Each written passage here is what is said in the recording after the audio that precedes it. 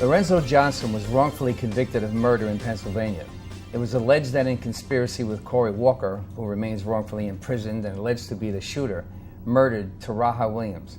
It was alleged that Walker, with the victim in the middle, followed by Lorenzo, walked the victim to an alley where Walker shot and killed him, with Lorenzo as the lookout man and preventer of Williams from exiting the alleyway. The sole witness was Carla Brown, who claims that she followed the three of them from the bar and saw Walker and the victim in the alley, walked past Lorenzo standing guard on the sidewalk, and heard a gunshot. The prosecution's theory as to motive was that Williams owed Walker money, and that's when Walker asked for it. A fight broke out in the Kentucky Fried Chicken parking lot, and that Williams beat Walker up with a wisp broom. This murder was supposed to be in revenge for the beating.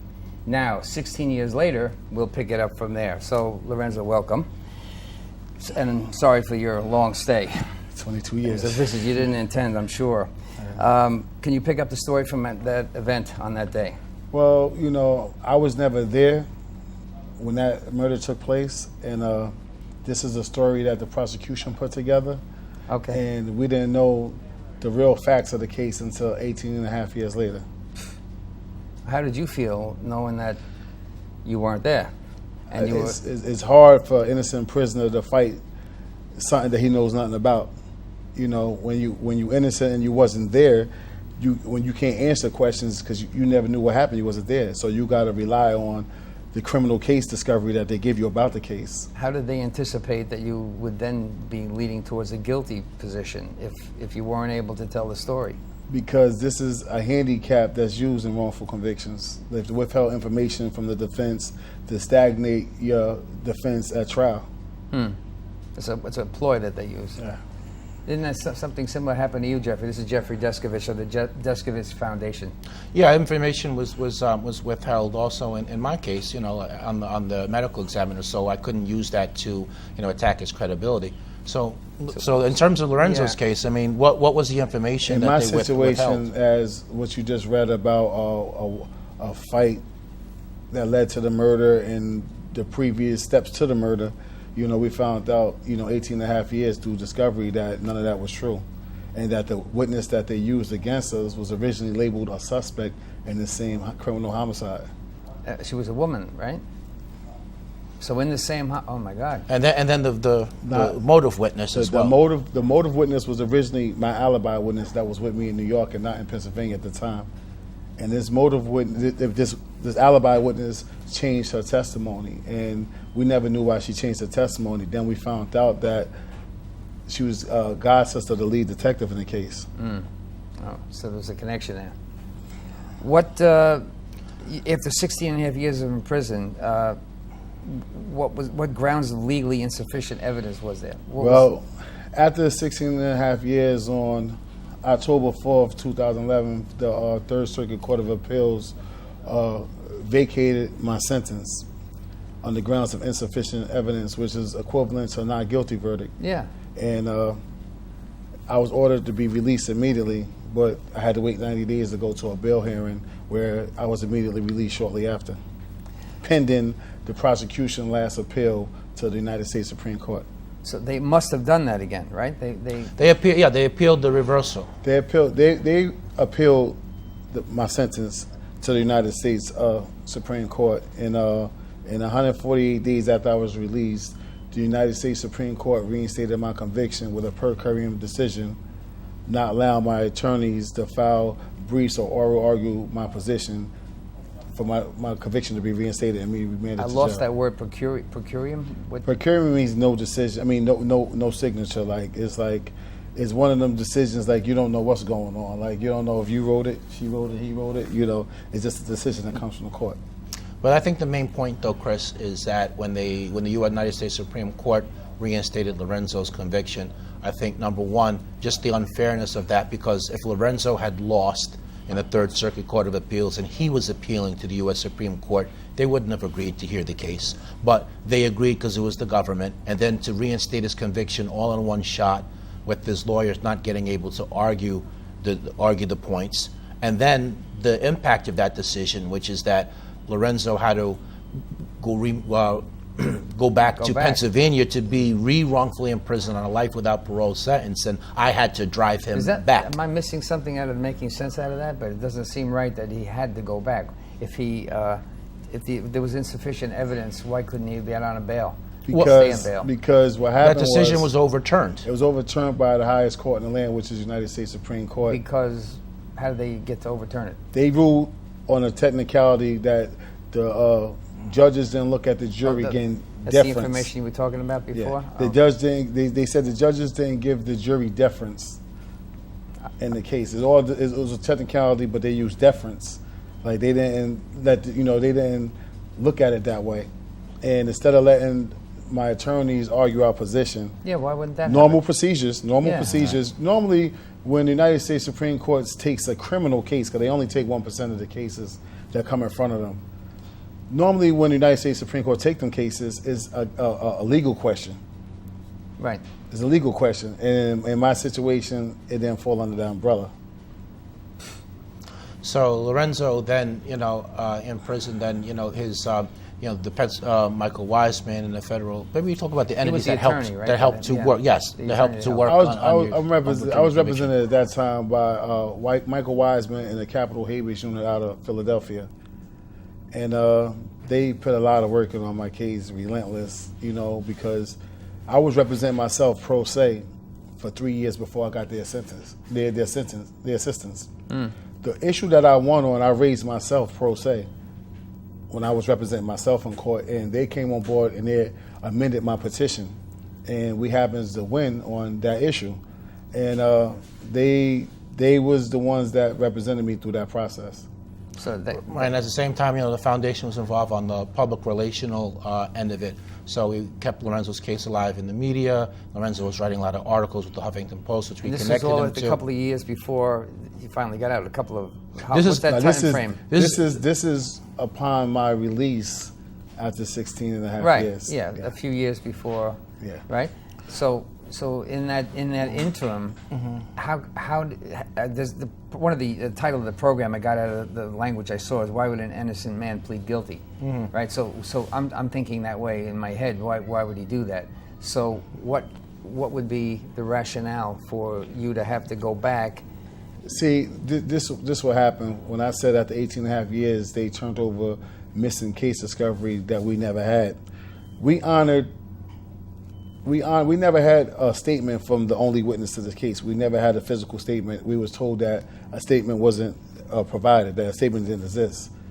The only witness was Carla Brown. It was her. Yeah. Oh, so she was an alternative suspect, and that was. We found that out 18 and a half years later. But it's hard to when it began, my discovery started at page 9, and there was hundreds of pages missing.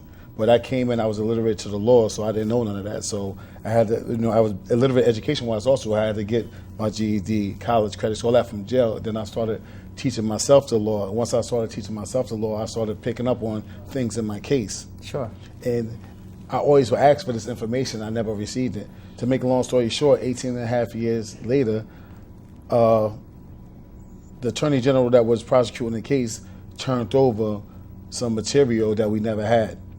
And he only turned it over because, it was we found other issues of my innocence. And he's probably held unaccountable. And he's not right. accountable. Yeah. No, he's not accountable. He used it to get continuances to prolong his reply to our current appeal that was pending at that time.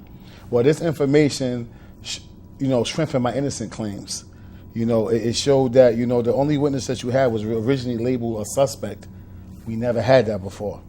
It was a 12-page typed statement from this witness that shows that this witness could have been a culprit, and it exonerates me because the United States Supreme Court brought me back on this testimony that was false.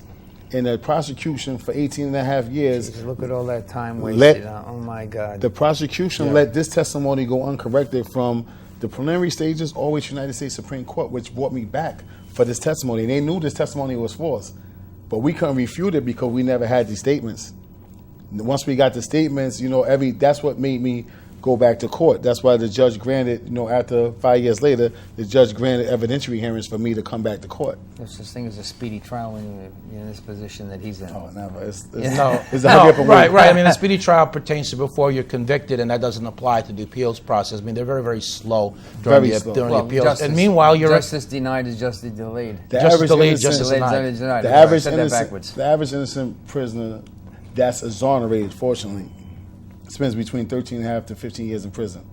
That's the average that's exonerated. Absolutely not. That's why you do what you do. That's why I do what I do. Yes. Yeah, are you going to support him? And his, Oh, in this we've been way? doing it back and forth since we met each other. Yeah, that's great. Yeah. You How know, if I could go to the personal side just for a second and go back Sure. to the case later, but your time frame out, there's a certain number of years, it was 16 and a half that you were in, right? Yeah. Okay. Then you came out for how long? 148 days. 48. That's not even a third of a year. It was about a third About, of a year. about, right? four, Third of a about year. 4 months. 4 months. About 4 months. Then he went back in for another 5 And years. I went back in for another 5 years. And in that 5-year period, how did that? That's when. That must have crippled you. Oh, that's like it's two That hardest must have been decisions I had to painful. make in my life, and Yeah. that was the first one. But that was, and you went back. That's the plead guilty portion of this. No, that came at the tail end. I never pled guilty. I pled no Okay, contest. I'm sorry, no contest. Okay. But in terms of human interest part of it, though, Yeah. which is what you started to ask Right. I'm about. about to answer that. So, go ahead. Is after, like I said, I explained the legal grounds of why I went back to court and why I'm here today. Is after 22 years, my family's older. I got kids that age and older, and it's been proven in my situation that the judicial system don't always work in our favor. Look, it happened to me by itself in the United States Supreme Court, and unfortunately, it's a big problem with the criminal justice system that no innocent prisoner should have to spend 1 second in prison, That's right. let alone have to enter any kind of plea to get out of prison. And I was in a bittersweet position. My mother, my family are older, and I was trying to stop their pain. So me taking this no contest plea was not for Lorenzo Johnson. It was to stop their pain, because my family, they dying off on me. It's 22 years older. My mother's 80, and for me to sit in prison and say, well, you had a chance to get out and your mother passed away or somebody passed away, I got to live with that. Yeah. And your faith in the criminal justice system is like, it gets shattered. You never know what's going to happen. Yes, I could have won my appeal process because I was heading for that, because the reason I'm sitting here is because I had a solid appeal in the courts. Yeah. And but when you don't know what's next, and then it's sad now, but It's the lesser of the two evils. Is that what you're saying? it's not only that. It's sad because attorneys, they won't tell you, but it's facts. They don't want to wait for a decision by a judge. They would rather go in the courtroom and plea out or deal with the prosecution to stop, because they don't know what's going to come next from a judge. They don't know what kind of decision is going to come. They could pray that this is going to happen, but It's definitely a fault in the system because it's you get into that particular place and then the opponent, the opposing side, Unlimited could have resources. something new. no, it's not even. It's not. Unlimited resources is definitely a problem. Yeah. It's like when you in wrongful convictions. A lot of wrongful convictions stem from, people that's poor. Yeah. And when you're going against a prosecution that got unlimited resources, it's like trying to breathe underwater. Sure. It's not going to happen. And I say that to say, I was brought down for evidentiary hearings about Brady violations that occurred in my case that showed my innocence, that supported my innocent claims. And, when it got to a point whereas I could have won these hearings, and I believe I would have won these hearings, but at the same time, with the cross appealing and, the delays and the continuances, in a bad that place. might have took another 3 to 5 years out of my life. Now, That's that's right. what I'm weighing out right there. That's like, wait a minute, you could go home today, you don't have to plead guilty, you can plead no contest, but there's a catch to that. The conviction remains. You're not pleading guilty, but you're going to have a conviction on your jacket, So going forward out in the real world, as they say, you might have had that label stuck on you. Oh, yeah, like, at the end And of that the would have day. been worse than. No, at the end of the day, it's a bittersweet pill for me because, like I said, no innocent prisoner should be forced into the situation at all. Yeah. We shouldn't even be having this conversation. That's right. The only reason why No, they that's right. offered him this deal, hey, just enter the no contest plea and you go home right now. The only reason they offered that to him is because they knew that they were going to lose. but then they exploit the situation That's an and exploited situation threaten. because, yeah. Well, we're going to drag this thing. If you don't take it, then even though we know we're going to lose, So we're going to sacrifice this man's life. Yes, no we're going matter to what drag happens this in the out. future. We're going to drag this out as long as we can and get as many more additional years out of you. But you can stop all us doing that by if you doing just this. do Yeah. this. You know, and it's sad because, you know, in my situations, from day one until the day I walked out the courtroom, you know, I proclaimed my innocence and I stood on my innocence. And, you know, the facts in my case, everybody that reads my case says, I don't understand why was you in prison anyway? Did you get from your fellow inmates, did you get a hard time about that fact that you claimed innocence? They said, Nah. oh, you're just another loser or Nah, something like that? it's not that, because at first... They never, mistreated you for that reason? Nah. At first, when I first went to prison, I thought I was the only one in there that was innocent, until I got aware of the flaws in the criminal justice system that showed me that I'm one of many that's wrongful convicted. You know, if you look at it, for the past 3 years, wrongful convictions have hit records each year. It went up. So you would think that, you know, more attention... Definitely a flaw in the system. You can see that. You would think between... It's like a whole circle of things that happen to make consequences of guys like him that sit here and guys like me that sit here. You know, it could go from, the ineffective system of counsel. Here it is, you got a first-degree murder case. How are you going to know all that shit? How don't. are you going to know? Right. And if you go to help, how long does it take for the help to get there? I'll tell you this, And I when answered you that get question. the help, how do you then make the decision I where to answered go that next? question. I wrote between 300 and 500 innocent organizations from the East Coast, down South, West Coast, out of the country, asking for help. And at the time I was asking for help, it was a big DNA epidemic. So if you didn't have DNA in your case, it was more slow of them working on your case, because it was the Like yours. evolution. Like yours. It was Right, the right. evolution of the Well, DNA. Of the DNA exoneration. It was like the wrongful convictions. There's been like records of it. So I had to deal with a lot of, matter of fact, my lead counsel on the case now, I had got in touch with him previously for help, and that was probably like 5-6 years before he came on to help me. And that's a big distinguishing, the Deskovic Foundation from a lot of these other innocence entities, is that we take on not just the DNA case, but the non-DNA cases. But most of the entities will only take on A heck of a lot more DNA challenging, cases. apparently. It is more. Non-DNA It's more challenging. It's more labor intensive, yes. But at the same time, those cases are winnable. And in fact, there's actually 4 times the amount of non-DNA exonerations as there are DNA Wait a minute, exonerations. I wouldn't have thought that. So how'd that happen? Because How does that happen? because DNA is only available in 5 to 12% of the total number of felony serious felony cases. So in at least 88% of the cases, DNA is not an option. Yeah. Whereas in my situation, we honored the report from the prosecution of discovery, and they never gave us that pack of paper that's supposed to be there of all the facts of the case. So we relied on false representation. And a lot of cases that's big, like in California, is a law that if a prosecution knowingly intentionally withhold information of somebody's innocence, they could be held to a felony. And I would think, that should be enacted all over the country.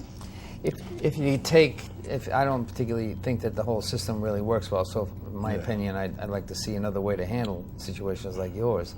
But if you have to live with that system that's in play, you have to find a way faster somehow. Yeah, to come to the lobby for new laws. Right. Well, I think that a big part of the reason why it takes so long to overturn a wrongful conviction is because there's the tension in the justice system between the following competing concepts: finality of conviction versus accuracy and proceduralism. But the nature of an adversarial position in itself is going to cause one side to protect itself in the attack, Hands down. and same thing with the other side, right? You're going to absolutely be protecting one another's stance, right? I'll tell you a Right, prime but example of my case right now. I was released on the grounds of insufficient evidence, which was equivalent to a not guilty verdict. Right. When I came back to prison and we got the new Brady violation material that strengthened my innocent claims, you would think that the average prosecutor or judges would have said, listen, he already walked on this because they said there was no evidence, and now we find out that you was withholding all this evidence that shows that your testimony you used was false. Somebody shouldn't have to pay for that.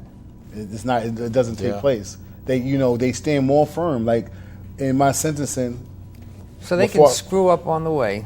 they got immunity. Yeah, so that's not right to begin with. Right. If you have to see, I don't know how it will work. You probably know more than I do. You're going to law school now. But if you're inside the system and you're trying to oppose the information the other side has, like your defense, and the prosecution is going to oppose that situation, and they discover that they've done something wrong, left some papers out, or withheld information or something like that, you discover that. The defense side discovers that. Why can't you pursue a retrial or something? Or start? No, you can. You can pursue it. That was the That's whole what I was grounds. doing. That was the whole grounds. That's the reason why I was at the courtroom, because a lot of people say, well, you entered a no contest plea. They don't know what led to that. And what led to that was a judge granting multiple evidentiary hearings on violations that occurred that I laid out on my And this appeal. was insufficient evidence. Nah, this was Brady violation of prosecution I know misconduct. the Brady violation. I know the Brady law. Brady means that there's information favorable to the defense, and they're supposed to turn it over. The prosecution's supposed to turn it over, but they didn't. And nobody suffers. Nobody suffers but him. Right. Right. Let's draw in your foundation, what it can do, and what you guys have done together. You want to pick it up at the end when he was able to help you? Some of the Nah, he can communication jump in. He between- could go. We go back over. He can jump Yeah. in. All right. All right. So in addition to the investigative and legal work that his legal team was doing, the foundation was also assisting in terms of the public relational work. So we used to rent vans and buses, because Lorenzo's family is in New York. A lot of his supporters were in New York, and we was renting those vehicles. We went to Pennsylvania. cool. We were Yeah. doing press conferences, rallies. And so we kept his case alive in the media. Lorenzo was writing articles. We connected him to the Huffington Post. He wrote a lot of articles. We were promoting those through social media. How'd that go? No, that went very still do. good. He still does. I write for Yeah. I got my own blog with the Huffington Post. Beautiful. Yeah. Maybe you get a job there, something, right? Hopefully. And he got Lorenzo, how many petition signatures? I You got got about 1,000, I right? started more than that. I started at the beginning. I got 1,000. I started a website called freelorenzojohnson.org, and this was to get my story out there. It was a part of the social media campaign that I feel is needed for innocent prisoners. I feel your case not only should be fought in the courtroom, that it should be fought outside the courtroom. So once we started doing it, to my surprise, I got signatures from all 50 states and 53 different countries. You know, I'm a mediator. You know, it just dawned on me. Why couldn't you get a mediator? You know, I don't even need an arbitrator. Get mediators together to sort out the information in your... I give you a prime example. It's something called ADBA, and it's really like a sour spot in the Before you criminal get to the justice court, system. yeah, okay. And it's like timeliness, like time bar and stuff like that. And I'm gonna give you a prime example of time bar. Time bar in Pennsylvania, you have 60 days from when you discover evidence to file an appeal. And if you file on 60 days and 1 minute, you mean you time bar that you can't file that appeal no more. So if that's evidence to show your innocence, it don't matter. I mean, literally, this guy sitting in prison. That's a really crazy rule too. That's particular Sure, to Pennsylvania. sure. You know, like in New York, they don't have. Yeah. You know, whenever you find some new evidence, Yeah. you can bring it whenever you want Gary, to. what is it in family law? Is it 30 days to file an appeal at the appellate? From the day you find out Yeah. that something happens, if you don't find out. So it's not all that different than family law. So too. is We always struggle to try to perfect papers. Right, but the flaw in that though is that you might have some new information, but that's not enough to overturn by itself. And so it would be better to just hold that, keep investigating, gather other accumulation. evidence, and then when you have enough, go Good in. to do, but stop the clock is what I'm referring Yeah. to. Good to do. Yeah. Stop the clock. Get the... All right, so you need a 30-day extension. Why? Get valid release of information. We can't get all the information we need. We want to make a valid proposal here. We want to make sure we're complete. So we're going to need 90 days. I'm making this up. Why can't you, import something like that? Makes See, sense to me. Get what- the time. That I mean, type it of doesn't- change makes sense. That type of change definitely makes sense, but you have people that's in prison right now, and I was one of them that was in prison, that, I had some issues that wasn't filed timely, but it corroborates my innocence claims. So And you were hurt by that same thing. yeah, I was crippled. Like, to this day, like with my whole position, I was crippled by that. And like when, in my case, they never argued my guilt. They always argue on technicalities, timeliness. Like, if you was to ever A look at procedural thing. yeah, exactly. And they'll fight you tooth and nail. And guess what? If the prosecution say, well, this is not timely, and the judge look and see it's not timely, he's not looking for your innocence. He's looking to see if it's timely. Even if it's clear evidence of your innocence, They don't It's care very about something that. we're very familiar with. Yeah, it happens in a family of court too. So let's tie it up. You have about 3 minutes left. Go with me in terms of what you did with him again, so I can find out at the end what it advanced while it was advancing. How'd you move forward to get this thing to happen? You helped him, and you also had Wiseman, right? Well, yeah, Michael Wiseman was doing the legal work for in a him. Pennsylvania Innocence Project. So, and but you federal- accelerated it, didn't you? Your part of the foundation accelerated. Go ahead. Jeff, he brought a different element that wasn't involved in the case. He brought the public awareness. He kept Right. the case alive by, like he said, keeping the case in the media eyes, whether it's through rallies, If that's what writing you got to do, campaigns, that's what you got to do. buses, the buses to bring the family over Yeah. there to do demonstrations, all type of stuff like that. Encouraging me, reporters to write articles To about cover his case. he linked Right. me with the Huffington Post. I got my own Huffington Post blog because of him. Yeah, right. He sent them one of my articles. They liked it and asked, could I write for them exclusively? And Beautiful. I didn't have no problem on that. So it's a lot. His whole thing was with the social media aspect that helped me, educate society on what's going on that they don't know about. Yeah, really. I need to do that myself in my own business, and I can't sit down at the computer long enough to do it. Okay. But last- quickly, Yeah. often what goes on outside of the courtroom is just as critical as what goes on in the courtroom. That's the point. Yeah, that's what the foundation supports and does. Right, we do that in addition. We Yeah. do the stuff in the courtroom too. We didn't in his particular case because his case was Pennsylvania, and we didn't have the resources to do that. We did do the public relational piece. Lorenzo, just a little bit about the personal experience coming back home and what changed, what didn't change, what can you no longer face, or what do you wish you could have faced that was missing in these last number of years that you were gone? I mean, there's got to be a lot. I mean, I'm the type that, I keep a smile on my face. Like, don't get me wrong, I'm disappointed in the criminal justice Yeah. system. It had an impact on me and my family, but I'm the type that, I like moving forward. And I came home, I was working the second week I was home, I was driving the first week I was home. Like, it's like I never left because I always, in Pennsylvania. Don't you feel differently now? I feel I'm a different person. Like, through this ordeal I You went. must feel both good and Yeah, I feel bad, great. I feel great because I got something to offer, and I'm free, But at the same time, I have a co-defendant that has served 22 years in prison. He's innocent. He's in prison, and he goes to court next month on the 26th. So you got that. You got that coming up, So sure. that's coming up now, and that's my focus. My focus is to help every innocent prisoner, because I Sure. was one that was behind, like on the other side while rallies was taking place for my Sure, freedom, yeah. and every chance I get, this is what my life is about now, Yeah. Yeah. Well, I'm glad you can get back and do the shit you need to do, stuff you need to do to get it back. Thank you very much for helping him, and thank you very much for the program. Thanks for having us on, Chris. It's been my pleasure. I wish that I'll do others for you, whatever you want to do. I think it's the right thing to do. Whatever I can help out with, I would like to help out. The innocent should not be a prison at all. You've been watching Gray Man. It's a program that gives you the information you need to have, keeping you up with the information that is available to us current events-wise, and to give you the information you cannot get anyplace else. We'll see you next week. Thank you.